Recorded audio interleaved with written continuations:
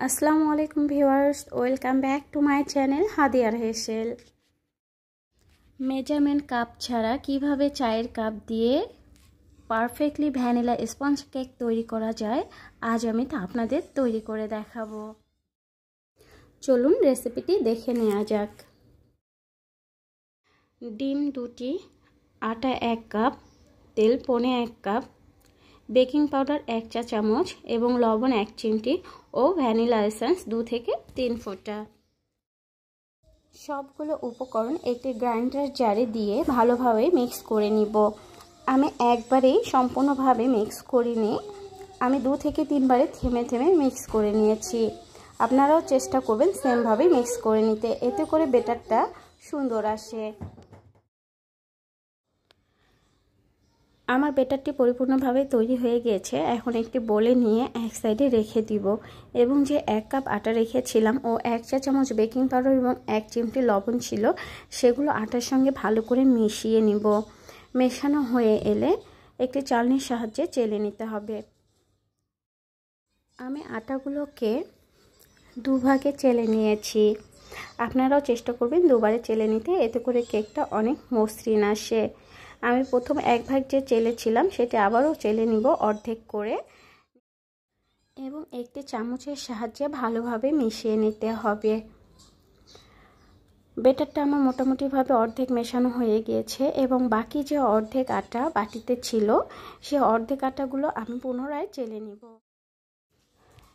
চালা হয়ে গেলে সেম প্রসেসে পুনরায় মিক্স করে নিতে হবে। ব্যাটার যত ভালো আসবে কেকটাও ততটা সফট হবে। আমার ব্যাটারটা পরিপূর্ণভাবে রেডি হয়ে গিয়েছে। এখন এই পর্যায়ে আমি 2 থেকে 3 ফোঁটা ভ্যানিলা এসেন্স দিয়ে নিব। এসেন্স অ্যাড করার পর একটি চামচের সাহায্যে ব্যাটারটাকে সুন্দরভাবে মিশিয়ে নিতে হবে। মেশানো হয়ে গিয়েছে। এখন আমি ব্যাটারটাকে সাইডে রেখে দিব এবং একটি কেক তৈরি করার জন্য মোল্ড নিয়েছি। সেখানে কাগজ আমি আগে থেকেই কেটে রেখেছিলাম, সেটিকে সামান্য পরিমাণ তেল দিয়ে ব্রাশ করে নিব। এতে করে কেকটা বেক হওয়ার পর মোল্ড আউট করা অনেকটা ইজি হয়ে যাবে। এখন যে ব্যাটারটা তৈরি করে নিয়েছি সে ব্যাটারটা মোল্ডের মধ্যে ঢেলে দিব। হয়ে গিয়েছে। এখন আমি হালকা হাতে মোল্ডটাকে ট্যাপ করে নিব এবং ঘুরিয়ে ঘুরিয়ে ট্যাপ করে নিতে হবে। যে বাবলগুলো থাকে সেগুলো সুন্দরভাবে সেট হয়ে যাবে। আমার মোটামুটিভাবে কেকটা সেট হয়ে গিয়েছে মোল্ডের ভিতর। এখন একটি ঢাকনার সাহায্যে ঢেকে দিব। একটি পাত্র গ্যাসের চুলায় প্রিহিট করে নিয়েছি 15 মিনিট। এখন কেকের পাত্রটি বসিয়ে দিয়ে অপেক্ষা করব 20 মিনিটের জন্য। ঠিক 20 মিনিট পর ঢাকনা খুলে একটি কাঠির সাহায্যে আমি চেক করে নিব কেকটা বেক হয়েছে কিনা।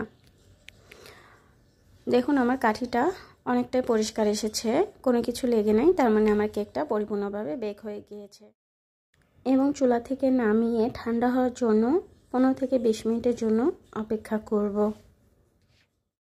আমি কেকটাকে চুলায় মিডিয়াম আঁচে বেক করে নিয়েছি। আপনারাও চেষ্টা করবেন মিডিয়াম আঁচে বেক করে নিতে, এতে করে পারফেক্টলি কেকটা তৈরি হয়ে যাবে। দেখুন কেকটা কতটা সফট আর স্মুথ হয়েছে এবং কেকের কালারটাও অনেকটা সুন্দর এসেছে। ভিডিওটি ভালো লেগে থাকলে অবশ্যই like, comment, share and subscribe করবেন এবং পাশে থাকা বেল আইকন বাটনটি প্রেস করতে ভুলবেন না। আজ এ পর্যন্তই। সে অবধি সকলেই ভালো থাকুন, সুস্থ থাকুন। আল্লাহ হাফেজ।